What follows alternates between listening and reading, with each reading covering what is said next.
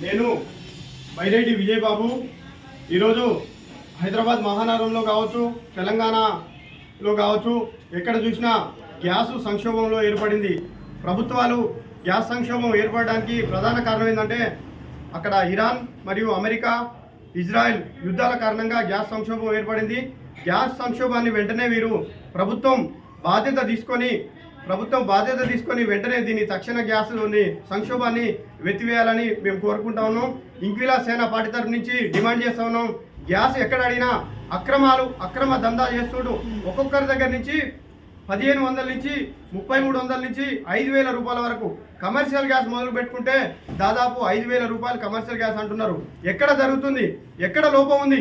ఈ ప్రభుత్వాలకు సిగ్గు చేయట్లేదా? గౌరవ ముఖ్యమంత్రి గారు రేవంత్ రెడ్డి గారు మీకు కొద్దిగానన్నా మహిళలు అన్నారు, మహిళలకు 500 రూపాయల గ్యాస్ అన్నారు. 500 రూపాయల గ్యాస్ ఇస్తున్నా?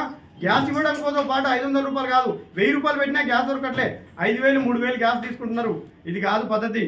ఎందుకంటే ప్రభుత్వాలు ఉన్నది బాధ్యత తీసుకొని మహిళలందరికీ సబ్సిడీ రూపకంగా 500 రూపాయలు సబ్సిడీ గ్యాస్ ఇస్తున్నారు. గ్యాస్ ప్రకారం అది ఇవ్వలేదు.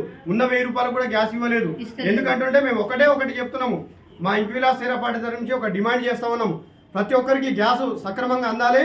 బుక్ చేసిన 48 గంటల్లో గ్యాస్ సక్రమంగా అందాలి.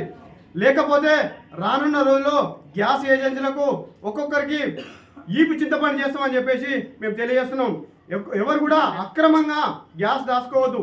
ఏజెన్సీలు ఆటోలకు ఒక్కొక్క డ్రైవర్ దగ్గర నుంచి అక్రమంగా దందాలు చేసుకుంటూ, ఏజెన్సీ దగ్గర నుంచి దందాలు చేసుకుంటారు. అలాంటి వాళ్ళ దగ్గర నుంచి నేను ఈపు చింతపండు చేస్తా. ఒక్కొక్కరిని ఏ గ్యాస్ ఏజెన్సీ కూడా హైదరాబాద్లో కానీ తెలంగాణలో కానీ ఏ గ్యాస్ ఏజెన్సీ కూడా అక్రమ నిర్బంధం చేసి గ్యాస్ని దాచిపెడితే మాత్రం మేము ఊరుకునేది లేదు. రానున్న రోజులలో మేము అందరం కూడా ఐక్యమై ఏకంగా పోరాటం చేస్తాం.